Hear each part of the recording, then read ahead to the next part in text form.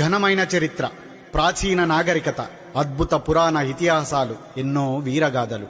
వీటన్నింటికంటే చరిత్రకారుల్ని అత్యంత ఆశ్చర్యపరిచింది ఒకటుంది. ఆ ఒక్కటే మిగతా ప్రపంచంతో మన దేశాన్ని విభిన్నంగా నిలిపింది. అదే పరమత సహనం.